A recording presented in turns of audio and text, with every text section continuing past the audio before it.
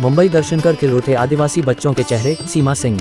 मुंबई। देश की जानी मानी सामाजिक संस्था मेघाश्रेय द्वारा देश और समाज के हित में हमेशा कुछ न कुछ नई पहल की जाती रही है, जिसका सारा श्रेय संस्था की राष्ट्रीय अध्यक्ष सीमा सिंह को जाता है।